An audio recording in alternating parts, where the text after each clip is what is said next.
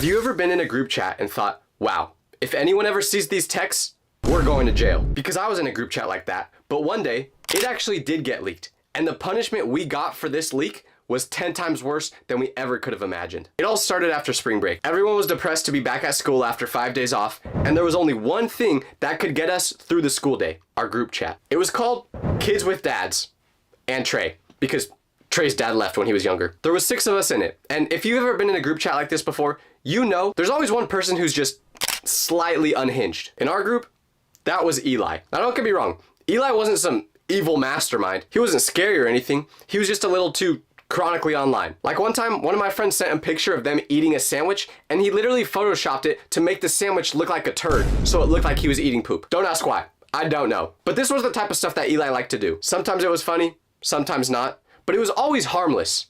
Until it wasn't. Because on a random Wednesday, during the last hour of school, I see a random message pop up in the group chat. It's from Eli, and it just says, "Nobody come to school Friday." What? I scroll up to see if I missed something. Was this part of some other joke? Did I miss the bit? But nope.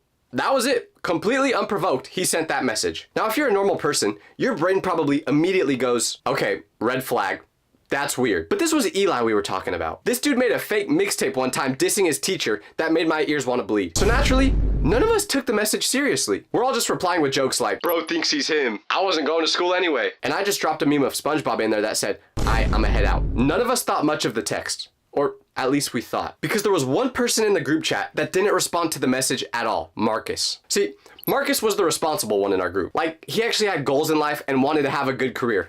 Lame, right? So while the rest of us were laughing it off, Marcus was silent. But the next morning, I get to school, open my locker, and boom, I see Marcus power walking down the hallway like one of those weird kids when the bell rings for lunch. So I'm like, yo, Marcus, where are you headed so fast? But he whispers back to me. I told Mrs. Daniels about the message. Who is Mrs. Daniels? Our principal. So I'm like, wait, what message? The one Eli sent, you know, about not going to school. Wait, for real? Dead serious. I just didn't want to take the chance. It was weird. And I get why he did this. If Eli actually did something bad, and this story ended up being a Netflix documentary, we would have been the stupid kids that everyone said, why did they not see the signs? Unfortunately, there were about 7 brain cells altogether if you added up everyone's from the group chat. So we didn't think of that. But if Marcus had any idea about just how much harm he caused by telling the principal, he never would have done it. Because fast forward a couple hours, I'm in 4th period, vibing with my AirPods on, when suddenly someone walks into our classroom and whispers in the teacher's ear. The teacher nods her head, and once the girl's done talking, she goes, Tyler, they need you in the office. I froze. I knew this wasn't a, you're getting a reward type of office call. This was a, you are cooked call. But in my head, I'm like, I'm sure this isn't that bad, until I leave the classroom. And who do I see? Everyone else from the group chat. Everyone's got the same nervous expression on their face thinking, we're done. Group chat got leaked. We're all going to prison. It's over. And then, just to complete the doomsday image, we walk into the office, and who do we see? Mrs. Daniels waiting for us. She has a folder in her hand. She's about 9 months pregnant, looking like she's about to suspend us and give birth all at the same time. And let me tell you, Mrs. Daniels was not a chill principal. No, she was the type of principal that you don't look directly in the eyes, because if you do, you might turn into stone. So we were terrified to see her. And remember the part how I said she was pregnant, because that will be very important for later. So she tells us to all walk into the conference room. This isn't some little side room where you go when you faked a fever and you're waiting for your mom to pick you up. No, this is like where the president goes during a national emergency. You know it's bad when they bring you in this room. So Mrs. Daniels tells us to sit down, and then she sits down at the head of the table as if she's about to end our whole career. She's got a folder in front of her, hands crossed, and a look on her face like she was about to say, you guys are never going to college. So we all sit down. No one speaks. It is pitch silent. You can literally hear the air conditioning humming. Mrs. Daniels opens the folder, and then she says, so, I'm gonna read you guys a message.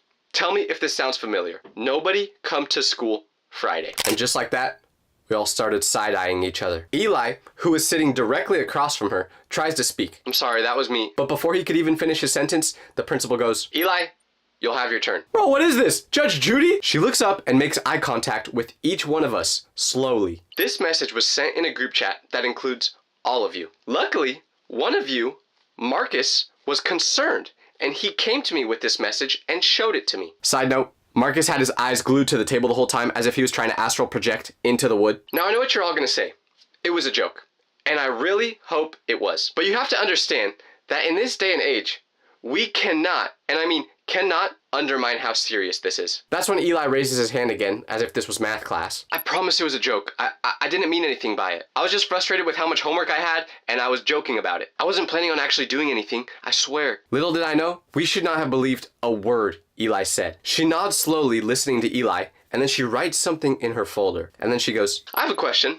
Why did no one else report this? And suddenly, all our heads started to swivel, looking at each other like we were watching a tennis match. If any of you felt that this message was concerning, you had a responsibility to report it to me, even if it turned out to be a joke. But none of you did.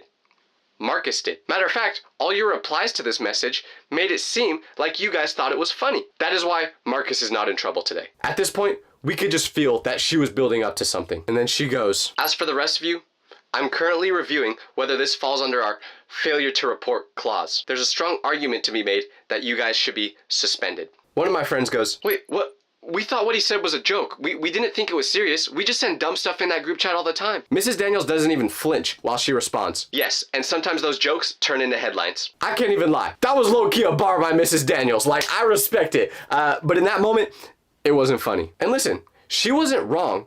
But at the same time, this was Eli we were talking about. This man once said he was gonna raid Area 51, and then he showed up to school the next day in a tinfoil hat. No one in that group chat has ever been a threat to anything except for good grammar. Or so we thought. She closes the folder and then says, I'll be meeting with the superintendent today to decide on appropriate disciplinary action. But as of now, you're all under administrative review. We didn't even know what that meant. What kind of ominous Harry Potter language is administrative review? Eli looks like he's about to cry. Jake looks zoned out. Trey's just whispering something to himself. And me? I'm just staring at the folder hoping that if I blink hard enough, it will go away. The principal dismisses us, and the moment we leave the room, we scatter like scared rats. We're all having a post-game press conference with each other. Bro, we're getting suspended. It's over. I'm dead. My mom is literally gonna make me disappear. Trey wasn't lying when he said that either, by the way. His mom would actually do that. Then Marcus tries to speak up and says, guys, I didn't mean to get you in trouble like this. And we're all just like, Marcus, stop talking. Like, we get it. He was trying to do the right thing, but he also just served us up to the principal on a silver platter. The next few hours of school felt like a fever dream. I couldn't focus in class no matter what. Not that I could before, but I couldn't even eat at lunch. And you guys know me, I'm a big bag, so that was not normal. I couldn't even open the group chat from how terrified I was of it now. The worst part, no one knew what our fate was gonna be. No one in our school knew about this yet until Monday morning. This story was in every friend group, classroom, and hallway in the school. Now, I was just hoping the girl I had a crush on liked Bad Boys because that's what I became. I wore SpongeBob underwear at the time, by the way. But we all thought we were cooked, burnt to a crisp. And it all started with one sentence. Nobody come to school Friday. What was he thinking? The whole time we were in administrative review, I was just thinking the same thing in class. We're definitely getting suspended. I always thought it would be a crumble cookie that took me out. But it turns out it was just gonna be my mom after finding out this news. And just like rumors do, it started to spread throughout the school and get crazy. People started fabricating the story, making it sound way worse than it was. It turned from a silly little text in the group chat to 5 guys are planning to blow up the school. Like, if y'all are gonna snitch about what happened to us, can you at least make us sound cool and not insane? Trey sat down at our lunch table and goes, I just had a girl ask me if I was gonna be on the news. We're spiraling, and we even stopped texting in the group chat because now anything could be used as evidence. But here's where it gets strange. We get back to school on Monday morning, which was the day we were supposed to learn the news about what our fate was gonna be. But when we get there, the whole day we're expecting, we're waiting, but nothing happens. No one gets called into the office, no announcement, no anything. We get through the whole day of school in a constant state of fear, just waiting for the moment our names were gonna get called over the intercom. But it never happens. I even sneak a glance into the office during passing period, and guess what? Mrs. Daniels wasn't there. Tuesday, same thing. No update, no principal. So during lunch one day, we asked one of the teachers we were all cool with if they knew where Principal Daniels was at. You know what they said? She spawned a new player into the world. That's right, she gave birth. We all got super excited after hearing this news because we were hoping that this would give us more time to not get in trouble. Like, imagine being on death row and then the warden retires the day before you're supposed to get executed. That's what it felt like. I fell to my knees as if I just got drafted to the NBA, which was always my dream, but it didn't happen because I love LeBron so much that I didn't want to overtake him as the GOAT. And I'm also 4'11". But we knew that this didn't mean we were in the clear. We were hoping that having a baby would make Principal Daniels forget about the whole situation, but no. Of course we couldn't get the easy way out, because instead of that happening, we had to deal with a new character. The person that would be stepping in when Principal Daniels was gone. The one and only Mr. Lopez. Now, Mr. Lopez was a mystery. We didn't know a lot about him. All we knew was he carried a big water bottle, he wore glasses, he was bald, and he had a face that said, "Don't mess with me." And no, he was not Walter White, okay? So while part of us wanted to believe that we were safe now, we knew that Mr. Lopez had something coming for us. We tried to lay low the rest of the week, just hoping that everyone would forget about the situation.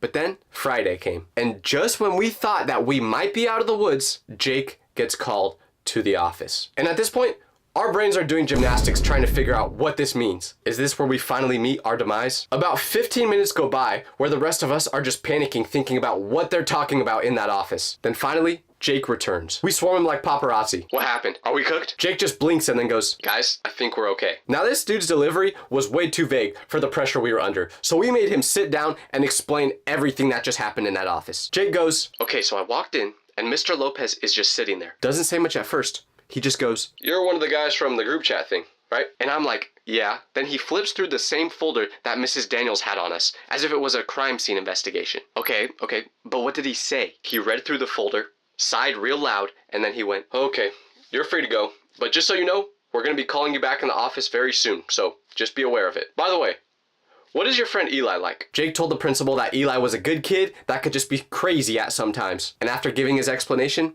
Mr. Lopez shrugged a little bit and then told him he could go. What did this all mean? We had no idea. But we thought it was really strange that out of everyone, Jake was the only person to get called into the office. But then sure enough, over the next few days, we all got called in. And each time, Mr. Lopez gave a different version of the same speech. Basically just interrogating us, asking us what Eli was like, and asking us about what usually went on inside that group chat. When it was finally my turn to go in, I was prepared. I had a whole speech ready. I went in there and said, "I understand the gravity of the situation. I've reflected deeply on my actions, and I want you to know that I'm changed now." Lopez just cuts me off after about 5 seconds and goes, "Tyler, please stop." "Oh, okay." After the whole week went by, we all got called into the office, except for one person, the culprit himself, Eli. He was the last one. And honestly, no one knew how that would go, because technically, he did send the message. Even if it was a joke, it wasn't like Mrs. Daniels left a post-it note saying, "Be nice to Eli." We knew that our fate probably lied in his hands. And knowing him, that's a scary thing to think about. So the next day, we're in second period when Eli gets called to the office. He pulls out the facial expression of that one meme of the dog where he just accepts his fate. And he gathers his stuff and goes to the office. 30 minutes go by. 40. Bell rings. Still no sign of him. Then at lunch, he walks back into the cafeteria. And we all freeze. This is the moment of truth. Did he get suspended? Did Lopez finally snap? Was Eli getting sent to juvie? Eli walks over to us, slams his lunch tray down, and says, "Starting next Monday, I got 1 week of in-school suspension." Because if he gave Eli his punishment right then and there, that meant that if we were getting any punishment, he would have done it to us when we got called into the office. So the case must have been closed. No one was getting expelled. Only Eli got in trouble, which, hey, he can take it. We finally thought it was over. But sadly, that was not the reality. Because about 3 weeks later, literally out of nowhere, all 5 of us get pulled out of class and told to go into the office. Our souls leave our bodies.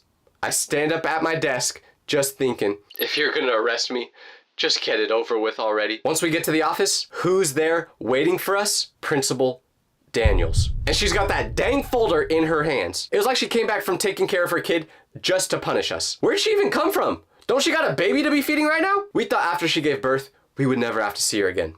But there she was. No more baby bump, which, Miss Daniels, you were looking pretty good, I can't even lie. Okay, but that's not the point. Because after we all see her, then she starts talking. "You boys know that before I had my child, I was deciding on what punishment you deserved for the group chat." "Yep, that's it. We're all going to jail, aren't we?" "And after reviewing all the text and details, I decided that every one of you should be suspended." This was the moment. I knew it. My mom was about to disown me. No more cooking meals for me. I'm about to get kicked out of the house and have to find a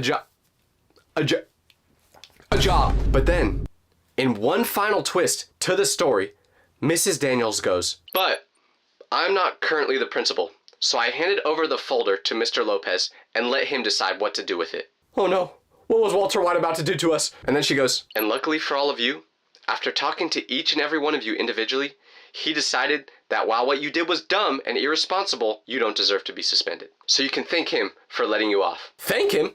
Man, I would have given him a kiss right then and there. So at the end of the day, Eli was the only one to get suspended. And Eli, I'm sorry you had to take the fall. But maybe next time, don't send a text message that makes it sound like Jeffrey Dahmer is your role model.